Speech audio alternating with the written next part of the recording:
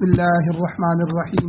رمضان المبارک کے متعلق اور لیلۃ القدر کے متعلق بیان چل رہا تھا کہ شب قدر میں جو لوگ بخشش سے محروم رہتے ہیں، اللہ تعالیٰ لیلۃ القدر کی رات بھی ان کی مغفرت نہیں فرماتے۔ وہ 4 شخص بیان ہو رہے تھے، جن میں سے پہلا آدمی وہ ہے جو شراب کا عادی ہو، شراب پیتا ہو، نشہ کرتا ہو۔ اس کے متعلق کل گزر چکا ہے کہ قرآن مجید کی جو آیات اتری ہیں ان میں 3 سٹیپس کے بعد شراب کو مستقل حرام قرار دیا گیا، لیکن حرمت کے اعلان کے اتنا مؤثر اور بلیغ طرز اللہ تعالیٰ نے اختیار فرمایا ہے تو بعض لوگ پھر بھی اعتراض کرتے ہیں۔ ان کا جاہلانہ تصور ہوتا ہے کہ قرآن کریم نے صریح حرام کا لفظ نہیں کہا اور نہ ہی ان محرمات کا جہاں ذکر ہے وہاں بیان کیا ہے، حالانکہ جو آیات پڑھی گئی تھی ان میں اسم یعنی گناہ اور رجس گندگی اور فجتنبو اجتناب کرنا اور فنتہو رک جاؤ اور عمل الشیطان شیطان کا عمل اور بغض و عداوت کا سبب کہ شیطان اس کے ذریعے تمہارے درمیان بغض اور عداوت ڈالتا ہے اور نماز اور ذکر اللہ سے غفلت کا باعث بنا دیتا ہے یہ شراب، یہ سارے وغیرہ وغیرہ، یہ جتنے بھی تعبیرات اللہ تعالیٰ نے کی ہیں، کیا ایک لفظ حرام سے زیادہ مؤثر ہو سکتا ہے؟ تو اللہ تعالیٰ نے واضح طور پر جس طرح زنا کے متعلق فرمایا کہ لا تقربوا الزنا، کہ زنا کے قریب بھی نہ جاؤ، اب یہاں کوئی کہے کہ دیکھو جی اس میں حرام تو نہیں کہا گیا، تو اس قسم کے خرافات جو ہے وہ علمی دلائل کے سامنے کچھ وقت نہیں رکھتے۔ تو بعض لوگوں سے یہ سنا گیا ہے، کہتے ہیں کہ جس چیز میں حکومت کا انٹرسٹ ہو یا خارجی سیاست کا تقاضا ہو اس پر پابندی نہیں لگائی جا سکتی۔ انا للہ و انا الیہ راجعون۔ ایسے ایسے لوگ جو ہیں وہ دین کے اندر خرد برد کر رہے ہیں اور معاملات کو بگاڑ رہے ہیں۔ تو بہرحال یاد رکھیں اللہ تعالیٰ نے ان آیات میں بالکل واضح طور پر شراب کی حرمت کا حکم نازل کر دیا، شراب سے بچنے کا کہا، شراب کو رجس کہا اور عمل الشیطان کہا کہ یہ شیطانی عمل ہے۔ تو اس لیے یہ سارے 7 قسم کے جو الفاظ اور حکم آئے ہیں یہ شراب کی حرمت کے لیے۔ تو بہرحال لیلۃ القدر میں محروم ہو جانے والے لوگوں میں سے سب سے پہلے وہ شخص بتایا گیا ہے جو شراب پینے والا۔ احادیث مبارکہ میں شراب پینے کو گناہ کبیرہ بتایا گیا اور اس کے پینے والے پر اور پلانے والے پر لعنت وارد ہوئی ہے، اللہ کے نبی نے لعنت کی۔ تو یہ صرف ایک کبیرہ گناہ نہیں ہے بلکہ یہ بہت سے گناہوں کا مجموعہ ہے، اس لیے اس کو ام الخبائث بھی کہا گیا ہے کہ ساری خبائثوں کی جڑ اور ماں۔ ایک حدیث پاک میں ہے حضور علیہ الصلوۃ والسلام نے ارشاد فرمایا کہ میری امت میں کچھ لوگ شراب پیئیں گے اور شراب کو وہ دوسرا نام دیں گے۔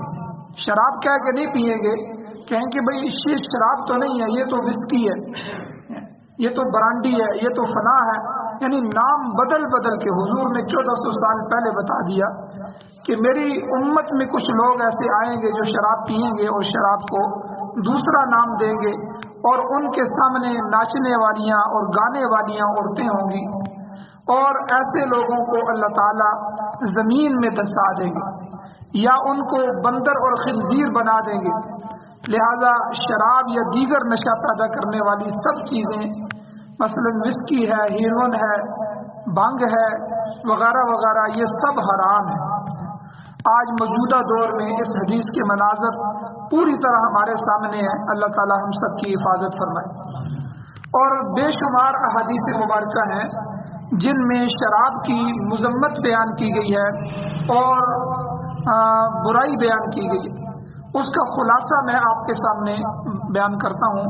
एक हदीस में फरमाया कि शराबी जन्नत में दाखिले से मारूम है, और एक हदीस में फरमाया कि शराबियों को दोज़खियों की जख्मों की गंदगी पिलाई जाएगी, और एक हदीस में फरमाया कि शराबी की नमाज ही कबूल नहीं, और एक हदीस में फरमाया कि शराब नोशी तर्क न करने वालों के खिलाफ जिहाद का हुक्म है, जो इसको नहीं छोड़ते उनके खिलाफ अमारत इस्लामिया जिहाद करे। और इसी तरह एक जगह फरमाया कि शराब बीमारियों के बढ़ाने का सबब है, और एक हदीस में हुजूर ने वाज़ेह तौर पे फरमाया कि शराब पीना, शराब पिलाना, शराब बेचना, शराब खरीदना, शराब बनाना, शराब बनवाना, शराब लाना और मंगवाना, ये सब काम मूजिबे लानत हैं और हराम है। तो इसी तरह एक मुसलमान के हक में जब शराब हराम है तो उसे बेचकर उसकी कीमत या उसका नफा या उसका टैक्स या उसका ज़र्रे मुबादला हासिल करना भी हराम। और ये बात याद रखें कि जो जिस चीज़ का हुक्म होता है वही उसकी कमाई का हुक्म। तो शराब का, हिरवन का, चर्स का, पाउडर का, भंग का, ये खालिस हराम है। तो जब ये हराम है तो इनकी कमाई भी हराम है। और जो मकरूह तहरीमी है या तंज़ीह है, सिगरेट, नस्वार, पान वगैरह, तो जिनके अंदर नशे मौजूद हैं लेकिन बहुत कम है, इनके ऊपर कतई हराम का हुक्म फुक़हा ने नहीं लगाया कि इनका नशा उनके नशों जितना ज़्यादा नहीं है, लेकिन बहरहाल ये मकरूह तो है। तो इसलिए इनकी खरीदो फरोख्त करना, इनसे कमाई और नफ़ा हासिल करना, ये फिर मकरूह के ज़मरे में आ जाए। तो बहरहाल शराब चूँकि हराम कतई है तो इसलिए उसका नफ़ा, टैक्स, उसका ज़र्रे मुबादला भी हराम है। और ये भी कि शराब बेचने वाला और खिंजीर बेचने वाला दोनों हुक्म में बराबर है, क्योंकि दोनों चीज़ें मुसलमान के हक में हराम है और नजसुल ऐन है। तो इसलिए जो आदमी किसी नशे में मुब्तला है, कोशिश करे, रमज़ान चूँकि हमारी तरबियत का और हर लिहाज से तरबियत का महीना है, तो इसलिए जो हजरात इस महीने में नशा छोड़ना चाहें तो वो बआसानी छोड़ सकते हैं। तो ख़ास करके शराब जैसी गंदी चीज़ जो है उससे अपने आप को भी, अपनी औलादों को भी और दूसरी नस्लों को भी बचाना चाहिए। और ख़ास तौर पर ये जितनी वईदें आपने यहाँ सुनी है कि लैलतुल क़द्र में जब वो रात, बरकत वाली रात, बख्शिश वाली रात, बरकतों वाली रात, रहमतों वाली रात आती है, अल्लाह हर एक पर रहमत फरमाते हैं, उस रात में भी ऐसे शख्स की बख्शिश नहीं की जाती जो शराब पीने वाला। और दूसरा कौन सा आदमी है? दूसरा आदमी वालिदैन की नाफरमानी करने वाला। तो लैलतुल क़द्र में अल्लाह ताला की रहमत और मग़फ़िरत से महरूम रहने वाला दूसरा वो शख्स है जो वालिदैन की नाफरमानी करने वाला है। वालिदैन की नाफरमानी ये बहुत सख्त गुनाह है और ये भी कबीरा गुनाहों में से है, बड़े गुनाहों में से है। कई अहादीस मुबारका में जो है वालिदैन की नाफरमानी पर सख्त वईदें वारिद हुई। एक हदीस में रसूलुल्लाह सल्लल्लाहु अलैहि वसल्लम ने इरशाद फरमाया कि 3 आदमी, एहसान जतलाने वाला, वालिदैन का नाफरमान और शराब पीने वाला जन्नत में दाखिल नहीं होगा। निसाई शरीफ की ये हदीस। और कुरान पाक में तो वालिदैन के सामने उफ का जुमला कहने से भी मना फरमाया। अल्लाह ने फरमाया वला तकुल लहुमा उफ़्फ़िन वला तनहरहुमा, कि आप उन दोनों को, वालिद और वालिदा दोनों को, वालिदैन को उफ तक भी नहीं कह सकते। उलमा ने लिखा है कि उफ जो है ये इंतहाई कम तरीन जुमला है, यानी एक आदमी उनकी किसी बात से तंग आके कुछ भी नहीं कह सकता, उफ करके जो है वो रुख मोड़ लेता है। तो ये उफ करना वालिदैन के सामने अल्लाह ने इस लफ्ज़ से भी मना फरमा दिया कि तुमने उनको डांटा नहीं, तुमने उनको जवाब नहीं दिया, तुम उन पर गुस्से नहीं हुए, लेकिन तुमने उफ क्यों कहा। तो कुरान मजीद में वालिदैन का इतना मकाम है कि अल्लाह ने इस जुमले से भी मना फरमा दिया कि आप वला तकुल लहुमा उफ़्फ़िन, कि आप उन दोनों को उफ भी ना कहें। तो आजकल माशरे में आप देख लें, वालिदैन की नाफरमानी करना, उनके आगे बोलना, उनके हुकूक अदा न करना, ये जो बुराइयां हैं ये आम हो गई और इससे इज्तिनाब करना अज हद ज़रूरी है, वगरना दुनिया और आखिरत का वबाल जो है, नुकसान اس کا مقدر بنے۔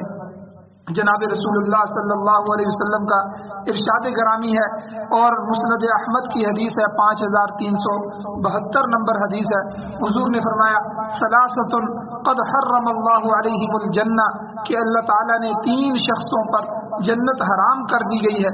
تو ایک فرمایا مدمن الخمر، شراب پینے والا، شراب خور، اور دوسرا فرمایا والعاق، والدین کا نافرمان آدمی جس سے والد یا والدہ ناراض ہوں ایسا نافرمان۔ تیسرا فرمایا والدیوث الذی یقر فی آلہ الخبث، کہ جو اپنے وہ دیوس آدمی جو اپنے گھر میں گندگی کو برداشت کرتا ہے، اپنی اہل خانہ اپنی بیوی اس کی گندگی کو برداشت کرتا ہے، یہ دیوس آدمی۔ تو یہ 3 آدمی کے بارے میں حضور نے فرمایا اللہ تعالیٰ ان پر جنت کو بھی حرام کر دیتے ہیں، اور والدین کی نافرمانی سے بچتے ہوئے ان کا احترام کیا جائے، ان کی خدمت کی جائے، ان کو عزت دی جائے۔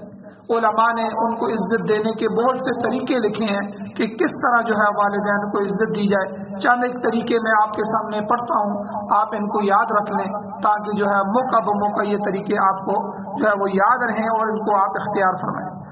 ایک تو یہ ہے کہ والدین کی موجودگی میں اپنے فون کو دور رکھیے، والدین موجود ہوں اور آپ فون پہ لگے ہوئے ہوں، اور ان کی باتوں کو توجہ سے سنیے، جو بھی وہ فرمائیں توجہ سے بچ کے ان کی بات کو سنا جائے، ان کی رائے کو مقدم رکھیے، جو وہ کہہ دیں جو ان کی رائے ہو اس کو سب سے پہلے رکھیں، اور ان کی گفتگو میں جو ہے وہ شامل رہیے۔ جب وہ گفتگو کر رہے ہوں تو آپ سارے کام چھوڑ دیں، ان کے پاس بیٹھ جائیں، وہ جو بات کہنا چاہتے ہیں جو بھی کرنا چاہتے ہیں ان کی گفتگو میں شامل رہیں، اور اسی طرح ان کو عزت سے دیکھیے۔ تو آپ اندازہ لگائیں کہ والدین کے چہرے پر عزت کے ساتھ محبت کے ساتھ جو نگاہ ڈالتے ہیں اس پر بھی اللہ تعالی حج اور عمرے کا ثواب عطا فرماتے ہیں۔ تو ہر نظر پر ہر نگاہ پر جو والدین کے چہرے پر محبت سے پڑتی ہے اللہ تعالیٰ اس کی قدر فرماتے ہیں، اس لیے ان کو عزت دیجیے اور ہمیشہ ان کی تعظیم کیجیے، اور ان کے ساتھ اچھی خبر شیئر کریں، بری خبر نہ بتائیے، ان سے پرہیز کریں کہ والدین کا دل دکھے گا، اس لیے اچھی خبر جو ہے ان کو بتائیں، اور ان کے جو دوست ہیں والدین کے ان کے بارے میں اچھی باتیں کیجیے، ان سے محبت رکھیے۔ دوستوں کے بارے میں حضور نے یہاں تک فرمایا کہ جو آپ کی اہلیہ آپ کے گھر والوں کی سہیلیاں ہیں ان کا بھی خیال حضور رکھتے تھے۔ اما خدیجہ رضی اللہ تعالی عنہا جب دنیا سے چلے گئے تو حضور علیہ الصلوۃ والسلام ان کی جو دوست تھیں ان کی سہیلیاں ان کے گھر بھی ہدیے بیچتے تھے۔ تو اس لیے والدین کے متعلق کہ ان کے جو دوست ہیں، چونکہ ایک دوستی ایک دل کا تعلق ہوتا ہے، تو ان کے دوستوں کے بارے میں اچھی باتیں کریے اور ان سے بھی محبت رکھیے۔ والدین کے دنیا سے جانے کے بعد بھی اپنے والدین کے دوستوں کا اکرام کریں، ان کی دعوت کرتے رہیں تاکہ ان کو احساس ہو کہ یہ ایک اچھی اولاد ہے، اور ان کی اچھی صفات اور عادات کو اکثر یاد کرتے رہیں، اور ان کی دوبارہ کی جانے والی باتوں کو اس طرح سنیں گویا کہ پہلی دفعہ سن رہے ہیں۔ تو حالانکہ انہوں نے یہ باتیں کئی دفعہ کر دی ہیں، لیکن بندہ ہر دفعہ اس طرح سنے، ان کو توجہ دے کہ وہ یہ سمجھ رہے ہوں کہ یہ میں اس سے پہلی دفعہ کر رہا ہوں، اور ماضی کی جو تلخ یادیں ہیں ان کو کبھی بھی ان کے ساتھ نہ بیان کریں۔ ان کی موجودگی میں انہیں نظر انداز کر کے کسی دوسرے سے گفتگو کرنے سے پرہیز کریں۔ والدین بیٹھے ہوں تو پھر ان کو نظر انداز کر کے ان کو چھوڑ کے دوسرے کے ساتھ بندہ گپ شپ لگائے، اس کی جو ہے وہ اجازت نہیں ہے، یہ مناسب نہیں۔ اور اسی طرح ان کے سامنے ادب سے بیٹھنے کی کوشش کریں، بالکل ادب کے ساتھ تو زانو ہو کہ بندہ اپنے والدین کے سامنے بیٹھے، اور ان کی رائے اور سوچ کے متعلق معمولی سا بھی اختلاف نہ کیجیے، اور اسی طرح جب وہ گفتگو کریں تو ان کی باتوں کو مت کاٹیے، ان کے درمیان اپنی گفتگو شروع نہ کریں، ان کی بات کو مکمل ہونے دیا جائے۔ اسی طرح ان کی موجودگی میں اپنے بچوں کو ڈانٹنے، جھڑکنے اور مارنے سے گریز کریں۔ والدین کو دکھ ہوتا ہے جس طرح انہوں نے آپ کو پالا ہوتا ہے، اس طرح ان کو پوتے دوتے یہ سب بھی عزیز ہوتے ہیں، ان کی موجودگی میں یہ عمل نہ کیا جائے کہ بچوں کو جو ہے ڈانٹ رہے ہوں उनको झड़क रहे हों या उनको मार रहे हों, तो अपने बच्चों को भी जो है वालिदैन के सामने इस तरह न करें। इसी तरह उनके हुक्म और मशवरे को कबूल फरमाएं, जो हुक्म फरमाएं या जो मशवरा दें कोशिश करें कि आप उनके मशवरे को कबूल कीजिए। उनकी मौजूदगी में सिर्फ उन्हीं से रहनुमाई लीजिए, चाहे कोई बड़ा से बड़ा आदमी भी बैठा हुआ हो, लेकिन वालिदैन बैठे हों तो उन सब की मौजूदगी में अपने वालिदैन की तरफ तवज्जो फरमाएं, उनसे राय लें और उनसे जो है वो अपनी रहनुमाई में, और उनके सामने अपनी आवाज़ को हरगिज़ ऊंचा ना होने दें। वालिदैन के सामने जितनी आवाज़ वालिदैन की है उनसे ज़्यादा अपनी आवाज़ को ना होने दें, और उनके साथ अगर चलना पड़ जाए तो चलते हुए उनसे आगे बढ़ना या उनके सामने चलना या उनके बिल्कुल साथ साथ चलना, इससे परहेज किया जाए। उनसे एक कदम पीछे होके चले और ना उनसे आगे बढ़ के चले, ना उनके साथ साथ चले। साथ बराबरी वाला आदमी चलता है, आगे बड़ा आदमी चलता है, इसलिए ना आप उनसे बड़े हैं ना आप उनके बराबर हैं। हमें वालिदैन की इज्जत और तकरीम करते हुए उनसे एक दो कदम उनके पीछे चलना चाहिए। और इसी तरह खाने के वक्त उनसे पहले खाना शुरू ना फरमाएं, तो पहले वालिदैन शुरू के। और इसी तरह आप अंदाज़ा लगाएं, बुखारी शरीफ में वो हदीस मौजूद है कि जब गार के ऊपर पत्थर आके गिर गया और गार का दरवाज़ा बंद हो गया, तो उस वक़्त वो 3 आदमी जो गार में फंस गए, उन्होंने अपने अपने अमल अल्लाह के सामने रखे। तो एक आदमी ने ये अमल रखा, ऐ अल्लाह, मैंने अपने वालिदैन को जब घर वापस आता था तो सबसे पहले मैं अपनी बकरियों का दूध निकालता था और अपने वालिदैन को पिलाता, फिर अपने बच्चों को और अहले खाना को पिलाता था।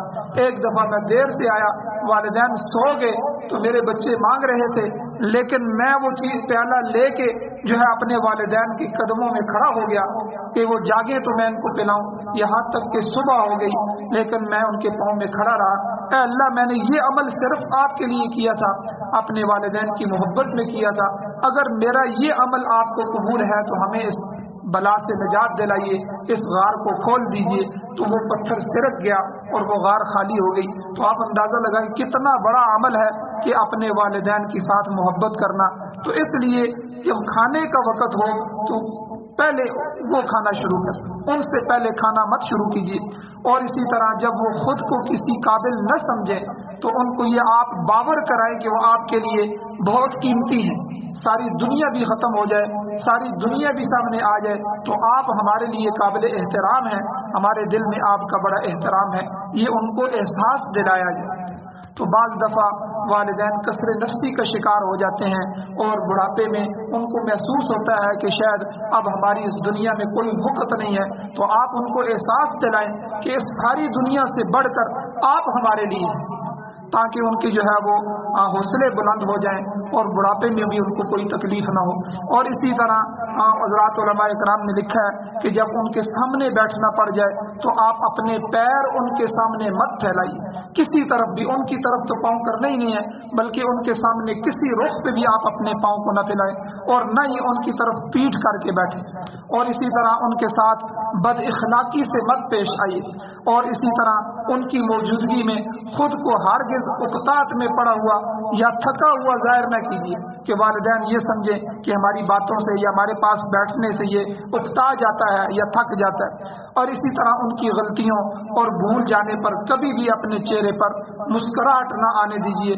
बाज़ दफ़ा बंदा किसी की भूल पर थोड़ा सा हंसना शुरू हो जाता है, तो वालिदैन के सामने ऐसा न हो। इसी तरह उनसे बात करते वक्त बेहतरीन अल्फाज का चुनाव करें और उनका नाम लेकर उन्हें कभी न पुकारें, मुखातब न करें, बल्कि उनको उन अलक़ाबात से पुकारें जिनको वो पसंद करते हों, मेरे वालिद मुहतरम, या इसी तरह और कोई ऐसा लक़ब इख्तियार करें कि जिनको वो पसंद करते हैं। उनको हर मकाम में मुकद्दम रखिए, आगे रखिए, हर किसी पर उनको तरजीह दें। वक़्त का बादशाह भी आ जाए, अपने वालिद को उस पर तरजीह दे, अपने वालिद को उससे ज़्यादा इज़्ज़त अता फरमाए। तो इसलिए यह हम इसका तहिया करें कि काबिल एहतराम जो हमारे वालिदैन हैं, हर मुमकिन खुशी के लिए उनके लिए जायज़ इक़दाम उठाएं कि जिससे उनकी भरपूर खिदमत हो जाए और वो राज़ी हो जाए। याद रखें, हुज़ूर ने फरमाया कि वालिद जन्नत का दरवाज़ा है, तो जो आदमी, और जन्नत माँ के कदमों के नीचे, تو اس لیے یہ دنیا کے انمول ہیرے ہوتے ہیں. تو اس رات میں بھی لیلۃ القدر میں بھی وہ آدمی بدبخت ہوتا ہے جس سے والدین ناراض ہوں. اللہ اس رات میں بھی اس کی مغفرت نہیں فرماتے. تو یہ دو آدمی ہو گئے، شراب پینے والا اور والدین کی نافرمانی کرنے والا. دو اور ہیں انشاءاللہ وہ کل بیان کیے جائیں گے. اللہ تعالیٰ سے دعا ہے اللہ ہمیں عمل کی توفیق عطا فرمائے.